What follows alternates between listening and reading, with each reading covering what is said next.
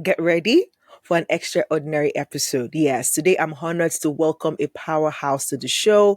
She is the CEO and visionary behind the Wellbeing Sanctuary Training LLC, an acclaimed health expert and a true catalyst for transformative change through self mastery. Now, our guest today is more than an entrepreneur. She's a fearless woman who turned the prospect of an empty nest into a springboard for personal growth.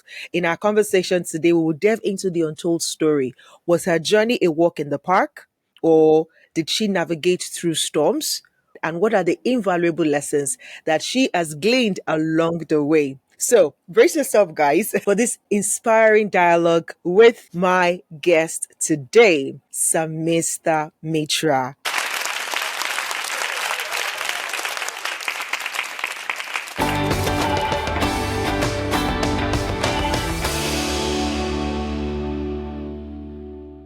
Hello, guys, and welcome to another episode on the Stretch Street podcast. This is the energetic EJ, and I am super duper excited to be here again today on another episode on the show. Yes, yes, yes. I hope you've had a great week so far. Of course, this is coming to you now on a Wednesday, so I hope that the week has been good. If it hasn't, don't despair. There's still a couple of days more to go for the week to round off. Okay. So you can okay, this is the middle of the week.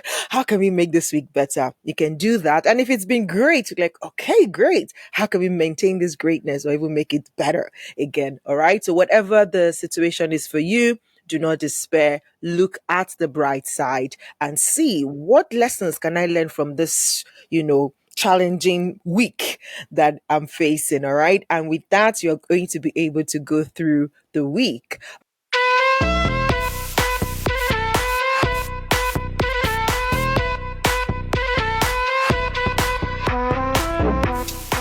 Hello, Sammy. How are you doing today?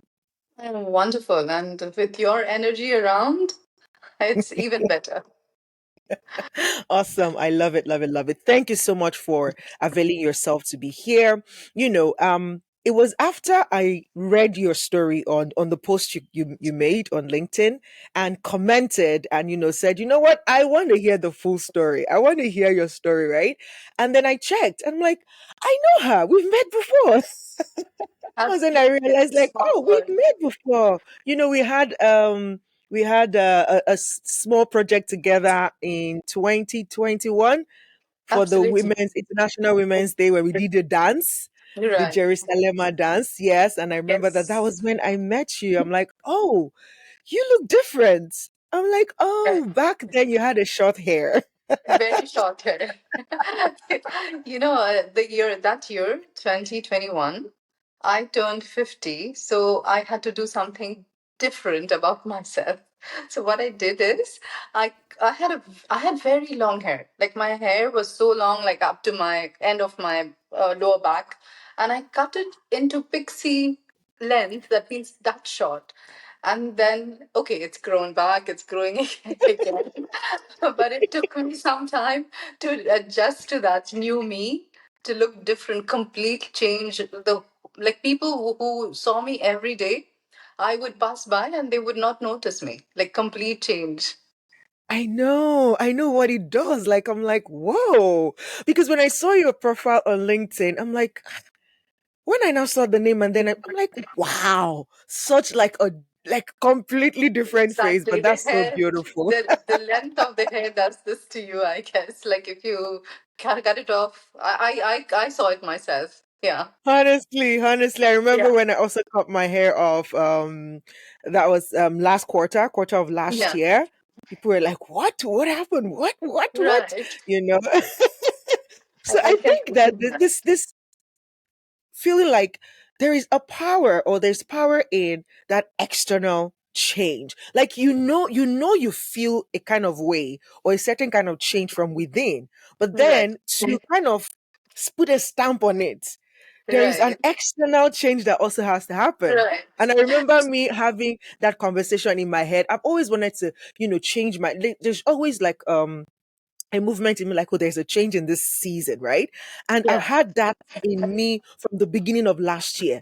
but I couldn't bring myself to the point of changing the external.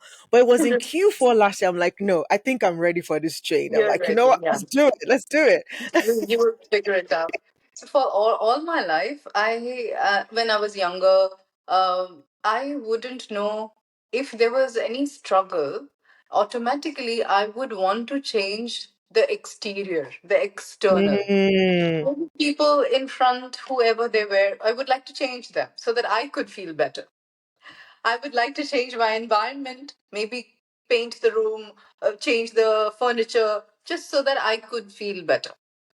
Over the period, I realized I can only feel better if I change myself.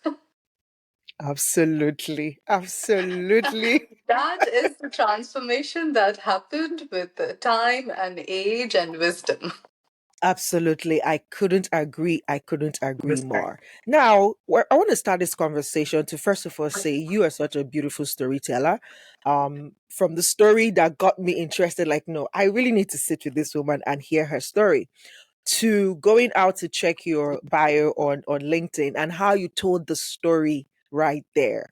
And I'm like, wow, I love how it just speaks to me about your journey, as somebody who is truly a catalyst for change. And so my first question to you is, in part of your bio on LinkedIn, let me just read that part out because I just loved it and it caught my attention. I'm like, no, I want our conversation to start from there, right? You said my journey towards self mastery has been shaped by a myriad of experiences, including childhood traumas, living in a joint family, navigating intricate relationship dynamics, illnesses of apparently healthy people around me, and the transformative journey of marriage and parenting. Now, I would love for you to unpack that line that says, illness of apparently healthy people around me, because it would appear that it's possible for us to be surrounded by people who are healthy but are ill. What is, like, can you unpack that line for me? Sure. You know, my father was, as I remember in my childhood, was always very healthy. He would eat healthy. He was fit. He could do so many tasks physically.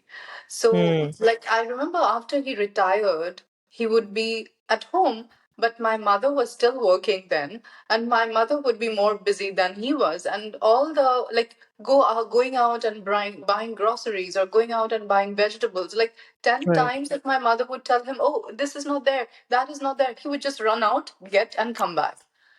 And I could never imagine that person who always had this like I had this impression that he was the healthy one between my both my parents.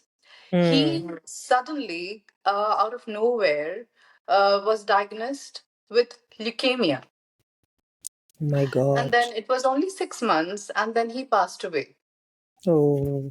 So that, what in us makes us suffer.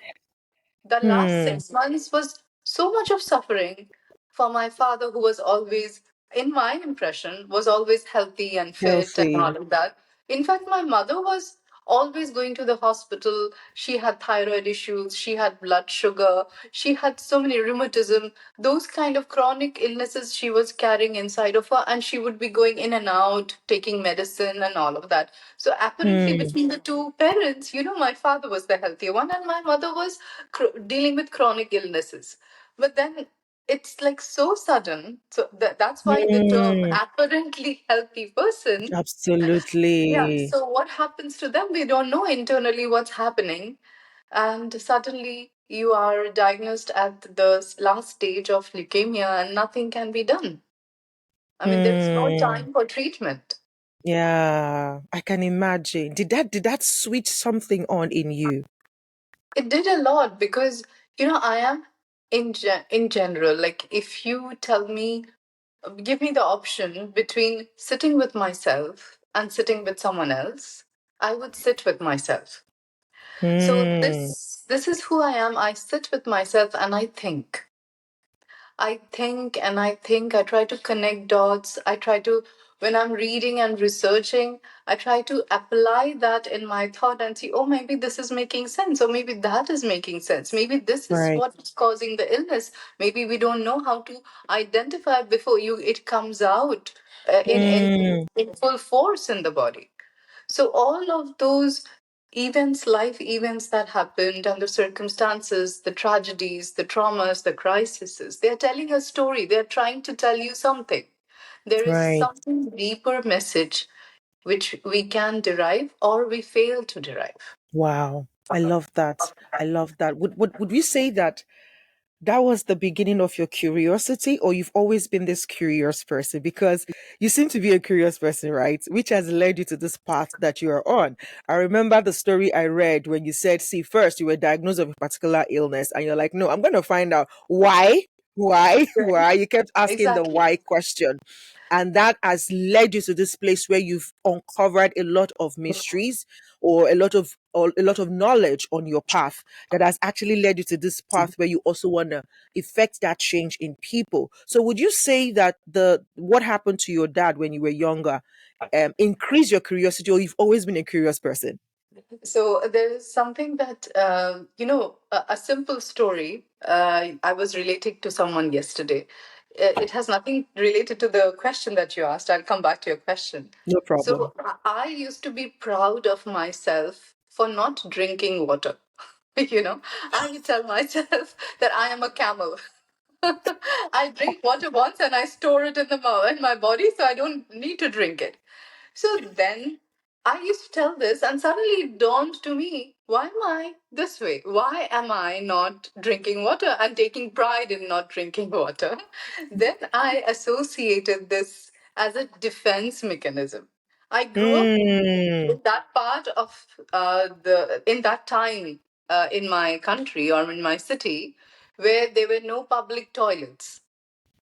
So if you would go on a long travel somewhere, you would have to hold on, right? right. So the lesser you drink, the better it is. Right. So it was only a few years ago I found out why I am the way I am with water. My relationship with water changed when I could connect the dots.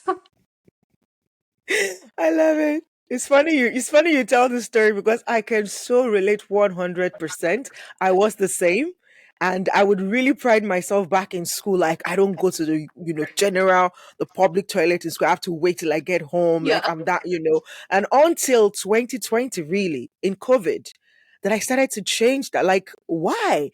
I yeah, know I've always known that water is good. We're 70% water. For me, it was hard. It was also hard for me to, like, why would I just drink water without eating anything? Like, I can't just pick up a cup of water and drink right. unless I'm eating something. But in 2020, I had to retrain myself. And this was one of the reasons, because I'm like, so I drink water and then I have to start looking for washrooms everywhere. But then when I came in Dubai, it was different, because Right. even the The, public, the even the life public washrooms, circumstances are different exactly, now. even the public washroom in Dubai is like fairly clean. And so Right. you have no excuses. So I'm like, okay, you know what? Let's do it. Right. Thanks for So this sharing is that this is story. Yes. this is a very simple example, but Yeah. what if we do the same with our emotional trauma as well? Someone betrayed us, and we stopped trusting people forever, right? Mm, And then you don't ask yourself, why are you doing this today? But it is a repercussion of your past trauma. And if you do not reset your system, just like water, then you're carrying this trauma with you into the future and then mm, passing on to your children. You're teaching them not to mm. trust anyone because people are Right. bad. Right. And Right. children are growing up with no, not their experiences, but your bad experience has already created a trauma imprint in your child. Wow. So, this is what Wow. we do. Every single one of us, in our unawareness, we carry our old past traumas every day into the future and pass it on to our descendants. And that is traumatic.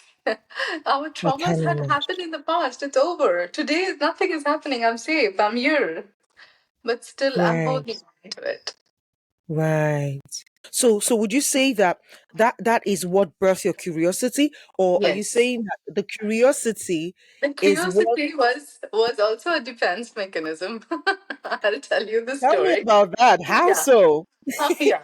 So when I was young, I realized that my parents they have their education in the local system, that is the local medium, local language. But I am the first child in the family who was sent to a missionary school. So my studies, even when I was in lower grades, I could not get help from my parents. And if I Hmm. would come and ask questions to them, they would just tell me, it is like this. So there would be no answers, but it is like this. And then what happened is I had to protect myself from asking questions Ah, because I would never get answers, right? So right. that curiosity which I held inside made me ask those questions to myself and Wow. find answers within myself. So Wow. defense mechanism. So that's why even today, if you give me the choice of sitting with someone and sitting with myself, I would You'll rather sit with sit with yourself. myself because I'll ask Right. myself a lot of questions and I will get my Hmm. answers.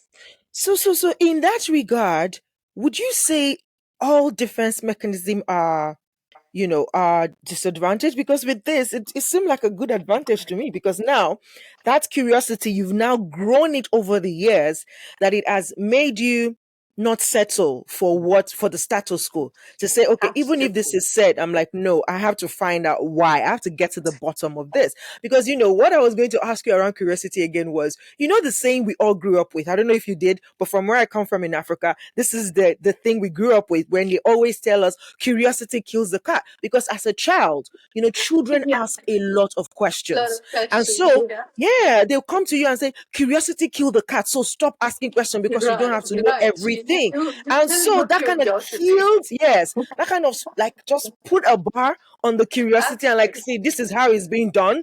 That's how you Absolutely. should do it. So No question asked. this is a disadvantage because adults would not know answers and they would not know how to satisfy the child's curiosity. This was the only way to stop the child from bothering the adult. So that was their own coping mechanism. Coping mechanism. Don't bother me. Go and play with your friends. Oh my goodness, this is so funny. But again, it's also an expose to see that there are certain defense or coping mechanism that can be at an advantage for us in the long run. Case in point, Yeah. the example So you made. what I want to also highlight is that when we are attaching ourselves to one side of the pole, I am more me centric. Like I want to talk to myself. Hmm, I listen to myself. But it also had a disadvantage. right. And the disadvantage is my parents are my authority figures in my childhood. So, because they could not satisfy my curiosity, I have stopped counting on authority figures. Hmm. Like, if you are my boss, then I know that you don't know anything. Wow. Wow. So, you see the disadvantage? Yeah, I see it. Hmm. How how how then? Now you are at a place where you're very aware Yeah, of these two borderlines. So how right. are you dealing with that, and how are you coping with that, and how would you tell anyone who eventually, or who is just at this moment that you're saying it now, says, "Oh my God, this is what's going on with me." How do you manage it? Right. The only way to manage this is called duality, you know? At every moment, Absolutely love it. at every moment there's going to be a negative and a positive in everything, but we have to find a balance.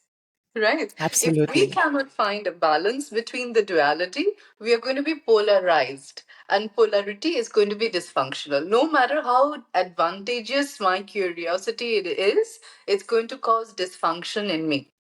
Hmm.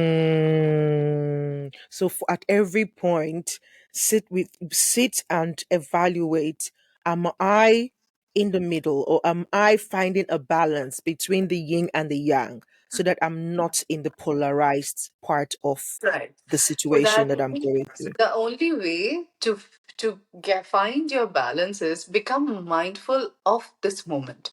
Do you need your curiosity now, or you can put it aside? Love it. Love it.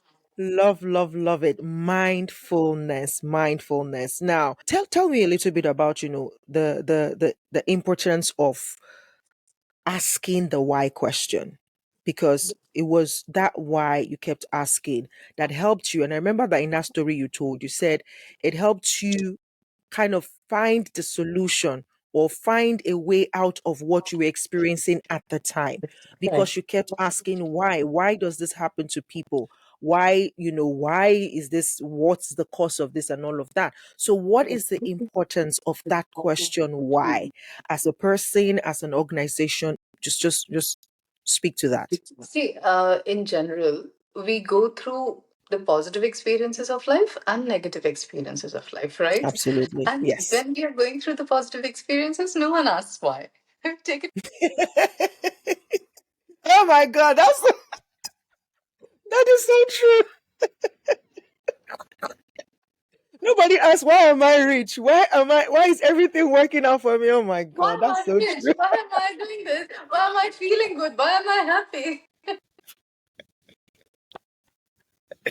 Oh Lord, this is so good. Yeah, so But correct, the so true. moment we go through our negative experiences, we suffer, we go through pain. Why am I going through this? So the question needs to be asked in both the cases. That is where you're going to find your balance back. Why am I happy today? And why am I sad as well? If Hmm. you don't know why you're happy, you have no right to know why you're sad. Love it. I So love the this. I question love. we need to ask every moment to ourselves, no matter what experience we are going through, we need to figure out what is it that I'm experiencing and why am I experiencing it? What value is this adding to me? The negative experiences also is adding value to me, but it's just that we cannot figure out. Apparently, it's not apparent; it's hidden. So we have to dig inside and figure out how the negative experiences are adding value. But both the positive as well as the negative experience are making me the more richer, the more confident, the more powerful person that I am. Absolutely. You are just banging, banging, banging, banging on these answers. And I love, love, love it. Now, in your bio as well, you talked about um this fear of empty nest that kind Yeah. of propelled you into Right. this new phase of journey that you're on. I mean, I don't know how else another person could have handled it. Like, maybe they could have said, "Oh, maybe I should get a pet," Right. Right. or Yeah, there's what, always like, there's yeah, going to be a what? coping mechanism, right? I Mm, know I'm going through a problem. Like a friend of mine back home, she has two daughters. Her elder one is leaving home for uni, and every day she's texting me, "I can't bear this. I can't bear another day. I I think I'm going to know. die. I can't face Ah, it. I wow. don't know how am I going to live this life without my daughter." I, like this is something that it's not that when she's leaving you are facing it, you know that you are going to face it. So Mm, my question is there are certain events in our life which are inevitable. You cannot avoid it. We know from before that this is going to happen. Most of the events we don't know, it just happens and we have to take care of it. But there are certain yes, things luckily that we know it's going to happen. So when we know it's going to happen, why don't we prepare ourselves from before? So that is my question out there. Like, when men, I have seen the same syndrome that women go through, especially people like me who were housewives or who is a housewife, they go through because I remember when I was a homemaker, I was a housewife. My whole life, as if my mission and purpose of life is only to bring up my child and make true. him, make him, a something in the world. That's my mission. Mm, My validation, like I am valuable, I am worthy, would come from my son's success in school and academics, whatever, Mm, how he looks, how he behaves. People would tell me, oh, you raised a very good child. And that was my worth. reward. Yeah. My worthiness would come from his success. So now that he was going to leave home, I just couldn't imagine what would be the next thing I'm going to hold on to. Wow. And me, talking about me, I used to be very emotionally connected to this role as a caregiving mother. Very, very emotionally connected. So wherever your emotions are strong, the withdrawal of the emotions are also going to be stronger. Mm, So I found this phase so challenging internally, of course. It was not that I was talking about it to a lot of people a lot, but I couldn't, since I know myself, I understood that if I don't do something about it now, since there is time, like he was still at home for the next 3 years, he was in grade when you 8, grade started. 9. And I still Wow. have 2, 3 years left before he leaves home. And if I don't prepare myself now, I would be a wreck when he leaves. Mm, So that was my motivation at that time. And yeah. how can I create something that will give me a new purpose? And I wouldn't be that mother who calls their child every day and says, "Oh, I miss you. You don't write to me. You don't text me. Where were you in the middle of the night?" So I didn't want to be that parent. Oh my God. So what were some things that you started to put in place? How, because this sounds more like when you want to wean a child off breast milk. It's like slowly but surely. Slowly. So how was that process for you? So that process, like as if when I look back today, it was like about 11 years back now or 12 years back. My son left home in 2014, so it's already 10 years that he left home, and so in between, and now I look back and see, I didn't know what am I going to do. I just needed a purpose, but I didn't know what would give me a purpose. I just Mm, started thinking, whatever was in front of me, I took a step. I gripped onto it. And it's as if like I kept on holding on to those steps, and those steps kind of led me to this led road. you. Yeah. Wow. It's like not intentionally that I was thinking, oh, my mission in life is going to be how to end human suffering. No, I was not thinking like this back then. I love that. So you were able to look at what was right in front of you. But my Exactly. question to you again is, at that point, there could have been a couple of things in front of you. How did you decide which one to hold on to? Like there were not too many options. That says, right?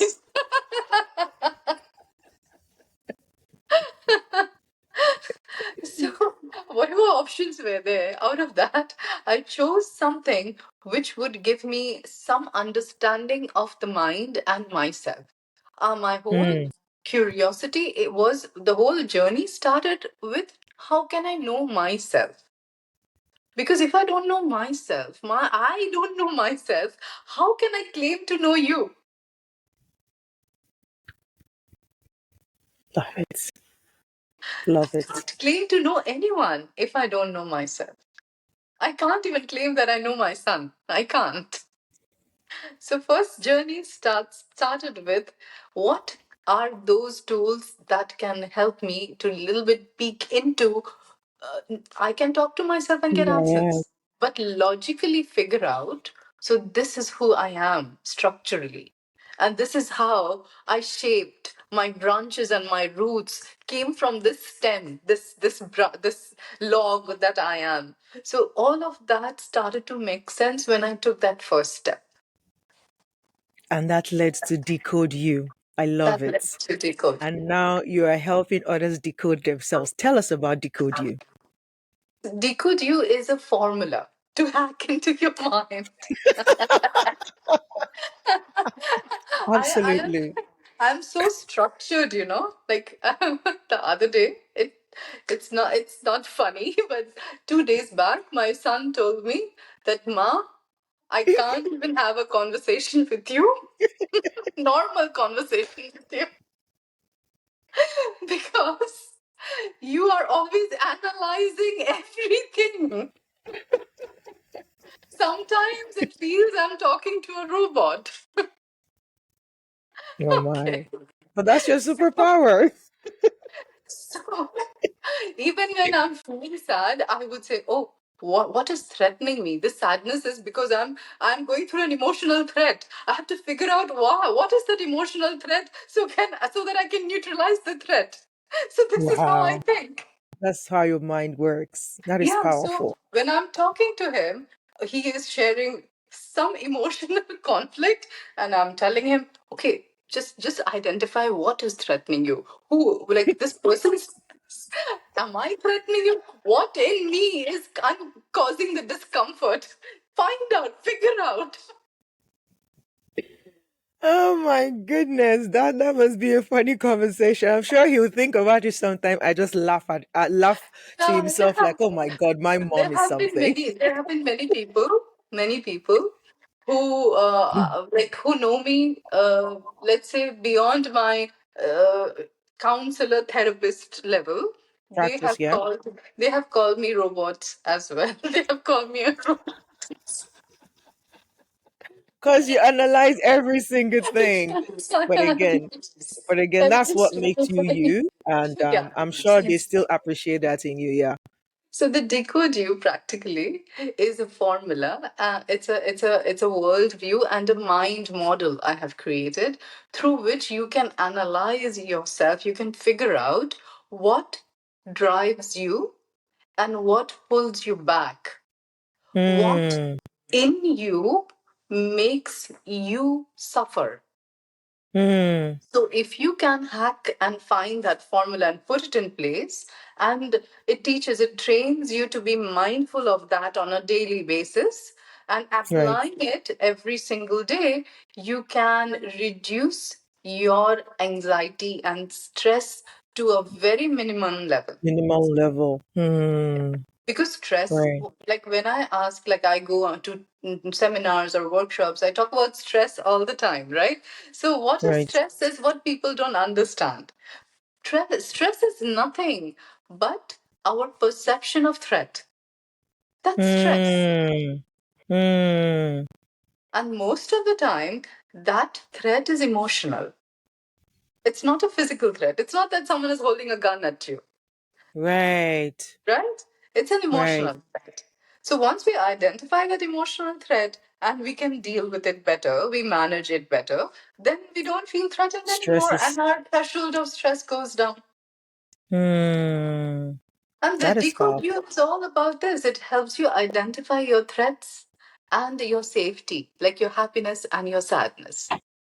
What Hmm. have been you we have built up from our childhood, our perception of threat based on our life experiences. And as I said in the beginning, we are carrying those impressions and imprints inside of us. So if we really, really, let's say, open ourselves up and look inside, we will see that our subconscious is filled with trauma memories, threat signals, all of that. And most of those are emotional. Hmm. Right. Right. Wow.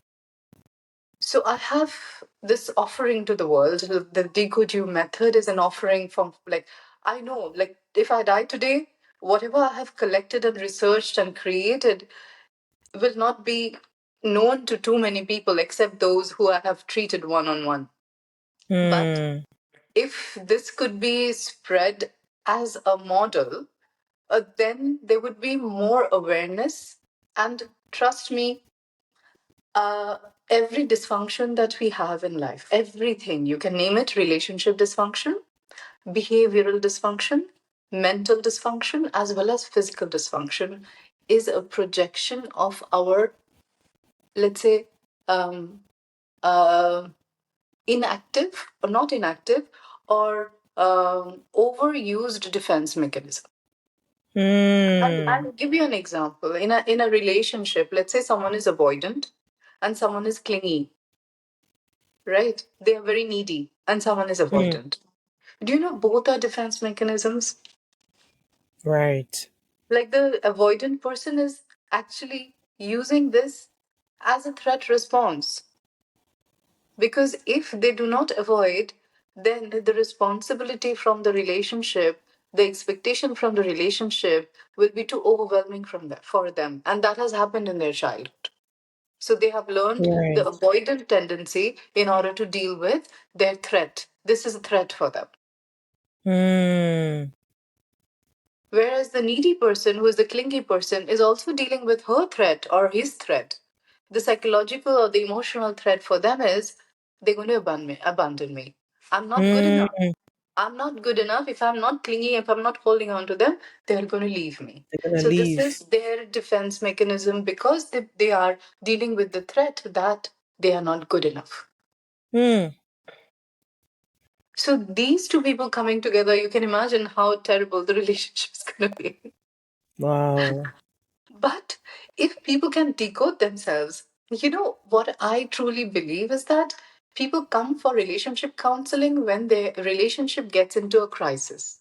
But that's the worst period to come for Time. counseling. If you go to Mm. all relationship counselors and take a statistics, trust me, you will see that after this relationship counseling, most of the relationships have fallen apart. They can never come back Mm. together. Wow. Either they are still together for wrong reasons, like it could be children, it could be finances, it could be something else. They're together for another different reason. But the actual reason for them to come together is no longer It's working. not there. Yeah. Wow. Wow. So I really advocate that couples should come for counseling in their honeymoon period Before. Mm. when they When you're are just getting ready to to know each change and other. shift for each other, when they love each other to bits. Because my Right. my understanding is love is unconditional, but living with them is conditional. It's conditional. You can you can love someone to bits, you know, but the I'll not moment be you able to start to stand live them. with them, you can start to live with them. You'll not be able to stand them at all, as you said. But why is it so? Because loving and living is not the same thing, but we have Ooh. made mixed it up in our head. We thought loving and living is the same, but it's not. Even we Wow. can't live with our own parents, our own siblings. Sometimes even with our own selves. Exactly. But just Wow. imagine, like when whoever is in front of you, it could be a family who you grew up with, but still you can't live with them. How can you even think Yeah. that you're going to live with someone who you came Just to know when you became an adult and they lived another parallel life somewhere else? So it's right. not Right. possible. It's not possible to live with someone who we love unless we train ourselves how to live with them. And that training can come with understanding yourself better. And then we Yeah. can we can understand, oh, where we can accommodate the other. Hmm. When we know each other, when we know ourselves, then we can also communicate our needs clearly. Clearly, yeah. Hmm. Otherwise, most of the couples or even individuals who I have counseled for relationship issues, they even don't know what they want. Yeah. So, what do I want? And oh, I want love. I want this. But that's not what you really want. So, do you need to know? First, you need to know what is it What that you you really want. want. You need to know what is your love language. If you don't know what is your love language, you will not be able to communicate that with your partner. You will do what you want to be, how you want to be loved to the other, and you will think you're doing so much for them. But you're not Yeah. But doing. they might not appreciate it because you're not You will speaking their never. You're language. not speaking their language. Right. I Hmm. like to give gifts because, as I didn't know before, I like to receive gifts. So that's my love language. But as we learn in the childhood, we project the other side. We can't tell people that I like to receive gifts. It would be perceived that, oh, you are such a greedy, needy person, right? You're so materialistic. So, Mm, as a child, when we grow up, we don't know how to express our needs properly. We hide our needs and we project the opposite. So, I have right. always learned to give, but my husband doesn't like gifts. Whenever I go, I buy gifts and it stays on the chair for weeks. He doesn't open. I used to get irritated, thinking, oh my God, he doesn't even acknowledge, accept, and I'm doing so much for him. So Wow. the more you understand yourself, the better it is to communicate your needs, the better it is to understand the other Other as well. people, yeah. Yeah. So what are they doing for me is actually what they want to be done to them. Hmm. And this observation, this mindfulness, this doesn't come if you don't know yourself. If you don't know yourself, love it. Love it. If you don't decode you, you can't decode You others. can't. You can't be or live in harmony with others. And that is so powerful. That is such a powerful work you're doing with your findings.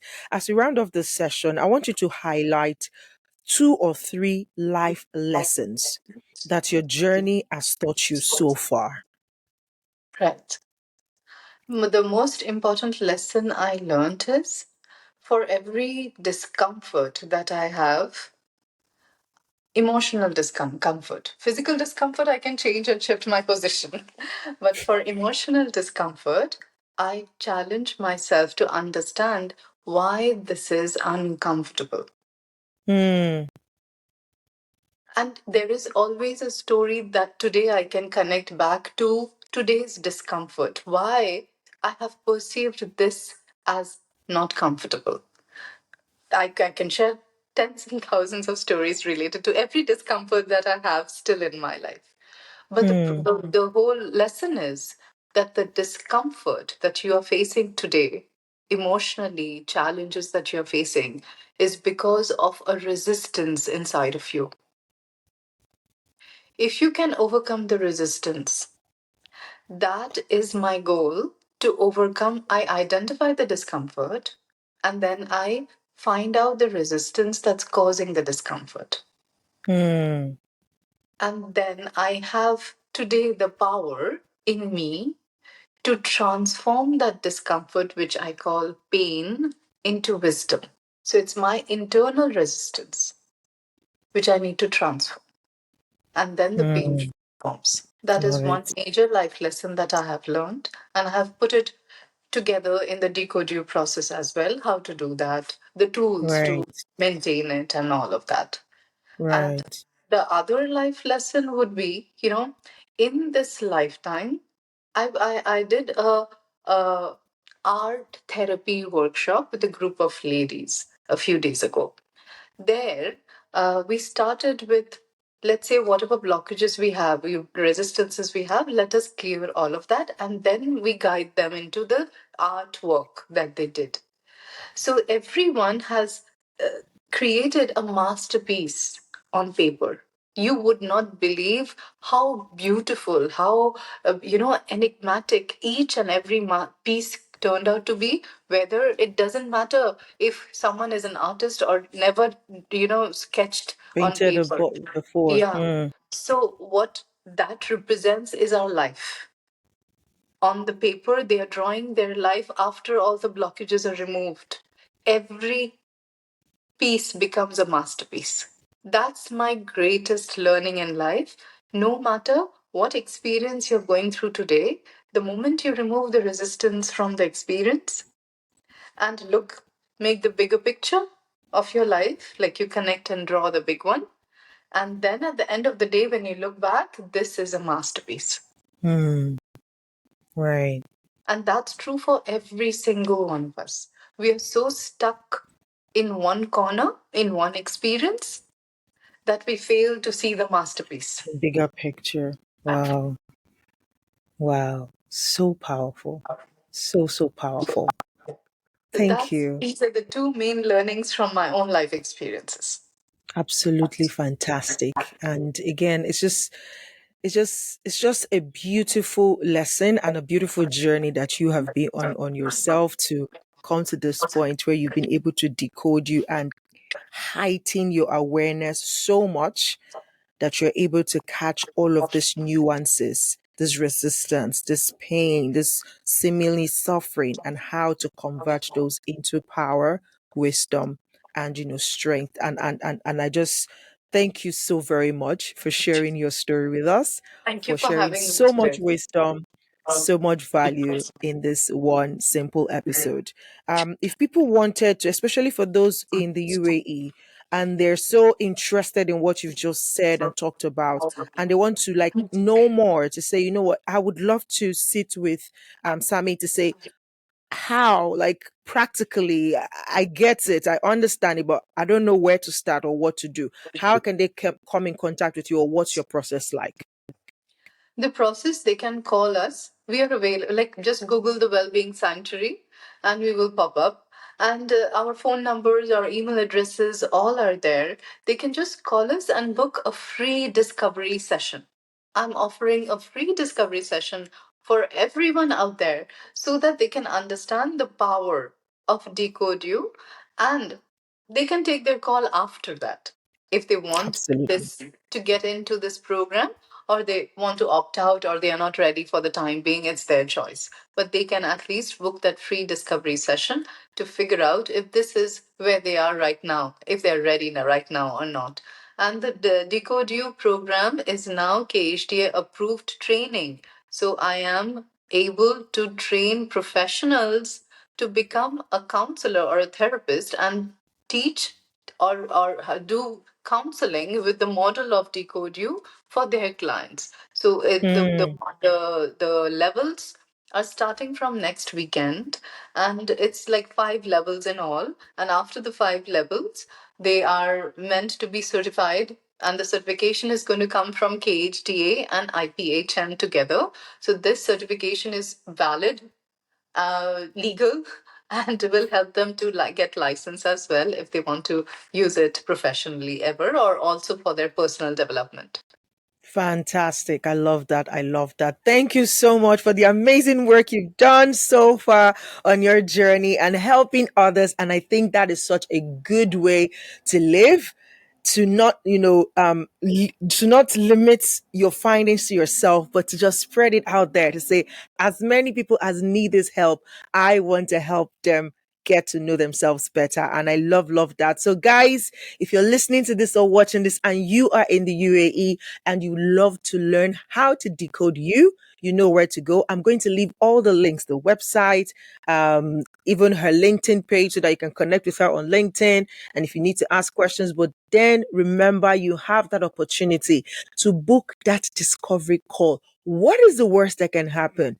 At least there is no way you will leave that discovery call that you would not discover something about yourself. Okay. So, Definitely.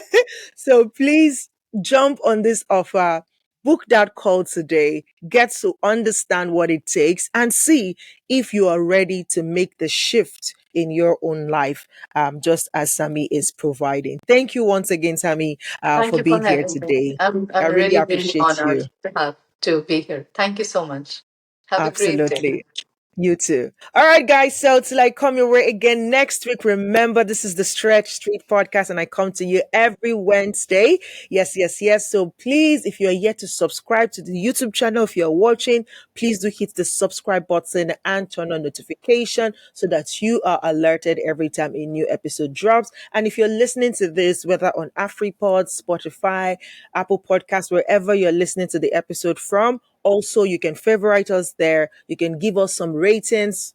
5 star would be nice. It wouldn't cost you anything. It wouldn't even cost you more than just tapping those stars. And that's it. Or you can leave a review. But also, beyond that is, if you have questions, if you have contributions, if you have a message, if something from this episode has jumped at you and you're like, oh my God, that was really great, please send me a message. You can send a voice note so that I could include it in the subsequent episode, or you can send me a text and I can read your message out loud on the next episode. So please do not hesitate to send your feedback. This is how I know that you're listening, you're watching, and you're being impacted, which is the goal for me here. All right. So till I come your way again, this is the energetic EJ, one and only.